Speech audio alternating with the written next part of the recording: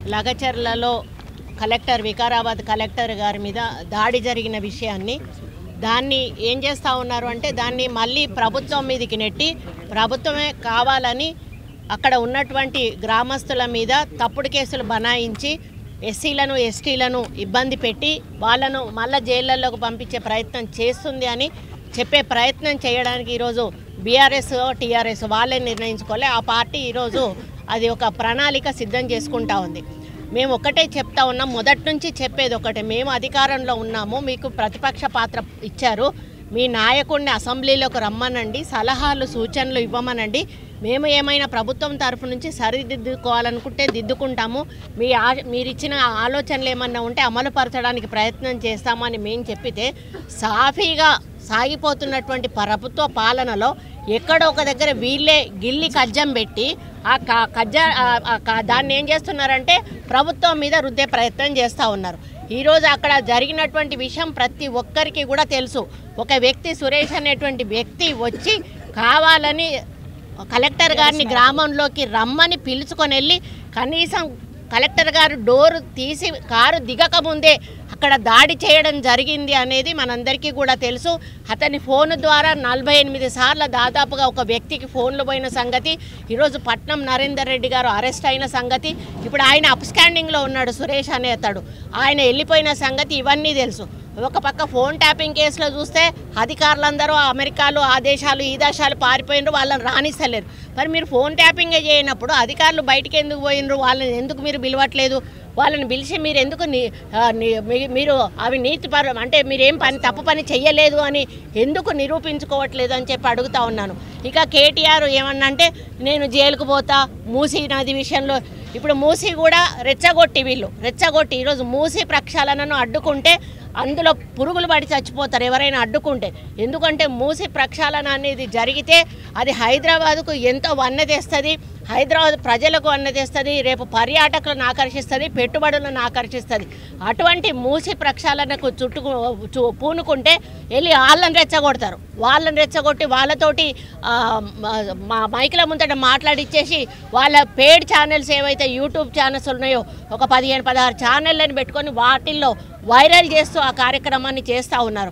ఈరోజు ట్రైబల్లను కానీ ఎస్సీలను కానీ ఎస్టీలను కానీ గుండెల్లో పెట్టుకొని చూసుకునే పార్టీ ఏదైనా ఉన్నదంటే అది కాంగ్రెస్ పార్టీ. ఈరోజు కాదు, ఇందిరాగాంధీ హయం నుంచి ఈరోజు వరకు కూడా ఇందిరమ్మను మర్చిపోలేనటువంటి వర్గాలు ఏమన్నా ఉన్నాయి అంటే ఆ రోజు ఎస్సీ ఎస్టీ ట్రైబల్స్ వీళ్ళు మాత్రమే. ఎందుకంటే ఆ రోజు భూదానం చేసింది ఆమె, ల్యాండ్ సీలింగ్ తెచ్చి వీళ్ళకు భూములను పంచింది, ఇండ్లు ఇచ్చింది, వాళ్ళకి ఎన్నో రకాల సౌకర్యాలను కల్పించింది, 20 సూత్రాల ఆర్థిక పథకాన్ని తెచ్చింది, బ్యాంకులను జాతీయం చేసింది, రాజభరణాలను రద్దు చేసి ఆ రోజు అప్పటి నుంచి ఇప్పటి వరకు కూడా వాళ్ళని గుండెల్లో పెట్టుకొని. మరి మీరేం చేశారు?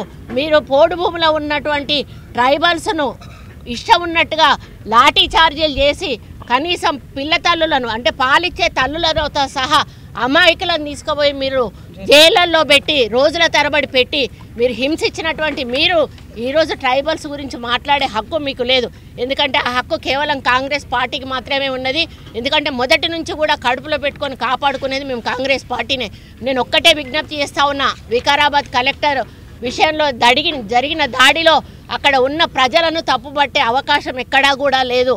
కావాలని కేటీఆర్ ఒక వెనుక ఉండి తను అదృశ్యహస్తంగా మారి రెచ్చగొట్టి ఈ కార్యక్రమాన్ని చేయించాడు అనేది జగమెరిగిన సత్యం. అందులో మీరు పావులైపోయారు. దయచేసి ఇక ముందు బీఆర్ఎస్ వాళ్ళు ఇటువంటి ప్లాన్లు చాలా చేస్తారు. ఎందుకంటే ప్రభుత్వాన్ని ఎదుర్కోవడానికి వాళ్ళకి ఎక్కడా కూడా ఏమీ దొరకట్లేదు. దొరకనప్పుడు ఏం చేస్తున్నారు, వాళ్ళు క్రియేట్ చేసి దాన్ని సీన్ చేస్తూ ఉన్నారు. ఈ విధంగా క్రియేట్ చేసి అమాయకులను బలి చేస్తూ ఉన్నారు. అదేవిధంగా ఈరోజు మరి సురేష్ను మీరు ఎందుకు అప్పచెప్పట్లేదు? ఆ రోజు సురేష్ బాజాప్తా కలెక్టర్ గారిని తీసుకెళ్లిన వ్యక్తి, ఆయన ఎందుకు తీసుకెళ్లాడో ఆయన చెప్పాల్సిన అవసరం ఉన్నది. 48 సార్లు ఒక వ్యక్తితోటి మాట్లాడి ఏం సంభాషణ జరిగిందో చెప్పాల్సిన అవసరం ఉన్నది.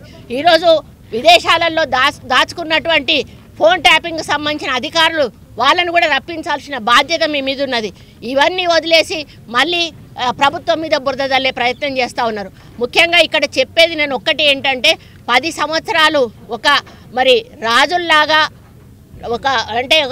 ఎట్లా అంటే మన నియంత్రణలాగా వ్యవహరించి తుగ్లక్ పాలన అందించారు. తుగ్లక్ పాలన అంటే వాళ్ళు బాగుపడ్డారు, ప్రజలను మొత్తం సర్వనాశనం చేసి తెలంగాణ సర్వనాశనం చేసి వాళ్ళు మాత్రం కోట్ల రూపాయలు ఇప్పుడు అక్కన్నట్టు కేంద్ర పార్టీలలోనే ఎవరి దగ్గర నేషనల్ పార్టీలలో లేవు, వాళ్ళ ఖాతాలో ఉన్నన్ని డబ్బులు. అన్ని డబ్బులు ఎక్కడి నుంచి వచ్చినాయి అంటే మీరు ఎవరితోటో లాలూచి పడితేనే కదా వాళ్ళు మీకు డిపాజిట్ చేస్తారు డబ్బులు. ఆ విధంగా మీరు లాలూచి పడి తెలంగాణ ప్రజల సొమ్ముతో బేరసారాలు ఆడుకొని కోట్ల రూపాయలు దండుకొని ఈరోజు అధికారం కోల్పోయి పిచ్చి పట్టి మీరు పిచ్చి పిచ్చిగా ప్రవర్తిస్తూ ఉన్నారు. దయచేసి మిమ్మల్ని ఒక్కటే నేను సలహా ఇస్తాను, సైకియాట్రిస్ట్కు చూపించుకోండి మీరు మొదలు. ఎందుకంటే నాకు తెలిసి మీ మానసిక పరిస్థితి సరిగా లేనట్టున్నది. ఈ అధికారం పోయిన పిచ్చిలో ఉండి మీరు ఏం చేస్తున్నారో అర్థమవుతున్నట్టు లేదు. ఒక అధికారి మీద గతంలో చరిత్రలో ఎక్కడైనా కలెక్టర్ స్థాయి అధికారి మీద దాడి జరిగిన సంఘటనలు ఉన్నాయా? అది ఏమైనా గౌరవప్రదమైన సంఘటనేనా? దాన్ని మనం దాన్ని సపోర్ట్ చేయడం ఎంతవరకు కరెక్టు, దాన్ని ప్లాన్ చేయడం ఎంతవరకు కరెక్టు, చేయించడం ఎంతవరకు కరెక్టు?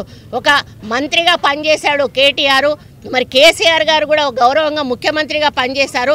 అధికారుల మీద దాడి చేయడం ఎంతవరకు సమంజసమని ఈ సందర్భంగా విజ్ఞప్తి చేస్తూ అక్క చెప్పినట్టుగా ఒకసారి పోలీసు వాళ్ళని పొగుడతారు, ఒకసారి పోలీసు వాళ్ళని తిడతారు. అయ్యా పోలీసు వాళ్ళు నిజంగానే మరి వాళ్ళు ఆ రోజు నీ పబ్బు మీద రేవ్ పార్టీ మీద దాడి చేసేటప్పుడు మంచిగా గట్టిగానే మిమ్మల్ని అందరినీ కూడా వాయించుంటే పోలీసు వాళ్ళ సంగతి ఏందో అర్థమయ్యేది. కానీ ఆ విధంగా మేము చేయలేదే. ఏమీ లేనప్పుడు మమ్మల్ని తీసుకుపోయి కాంగ్రెస్ పార్టీ వాళ్ళను కారణాలు లేకుండా జైల్లో పెట్టిన సందర్భాలు మీ అధికారంలో ఉన్నప్పుడు చాలా ఉన్నాయి. కానీ ఈరోజు నువ్వు జైలుకు పోతా అంటే ఏదో తప్పు చేసే ఉంటావు. ఈరోజు నీ చుట్టూ 200 మంది ప్రైవేట్ సెక్యూరిటీని పెట్టుకొని వాళ్ళు పడుకోకుండా కాపలాగా ఇస్తున్నావు. ఎందుకు భయపడుతున్నావు? నేను తప్పు చేయనప్పుడు ఒంటరిగా ఎందుకు తిరగట్లేదు? రావడానికి ఎందుకు భయపడుతున్నావు? అంటే ఖచ్చితంగా కేటీఆర్ గారు తప్పు చేశారు. ఆయన ఇండైరెక్ట్గా ఆయన ప్రవర్తనను బట్టే తెలుస్తూ ఉంది. కాబట్టి నిజం నిరూపించేదాకా కూడా మేము ఏది కూడా యాక్షన్ తీసుకోము. అది గుర్తించాలి కేటీఆర్. మీలాగా ఏదో ఆరోపణ చేసి అరెస్టు చేసి లోపల పెట్టేటువంటి ప్రభుత్వం కాంగ్రెస్ ప్రభుత్వం కాదు. ఆధారాలతో నిరూపించబడ్డప్పుడు నువ్వు కాదు కేసీఆర్ అయినా కూడా మేము వెనకాడము. వాళ్ళు ఎవరైనా సరే లోపలేసేటువంటి కార్యక్రమం ఖచ్చితంగా జరుగుతుంది. అప్పటి వరకు దయచేసి తొందరపడకండి. మీరు మాట్లాడే ముందు దయచేసి ఆలోచించి కొంచెం ఒక పద్ధతి ప్రకారము విమర్శలు చేస్తే బాగుంటుంది.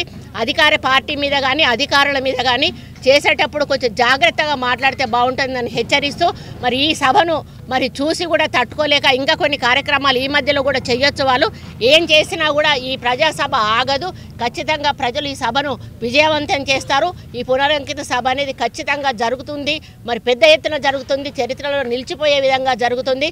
రేవంత్ రెడ్డి గారు మరి తెలంగాణ ముఖ్యమంత్రిగా చేసిన కార్యక్రమాలన్నీ కూడా దేశవ్యాప్తంగా కూడా మరి వాళ్ళు కూడా ఆదర్శంగా తీసుకునే అవకాశం ఈ సభ ద్వారా కాబోతా ఉందని తెలియజేసుకుంటూ సెలవు తీసుకుంటా ఉన్నాను.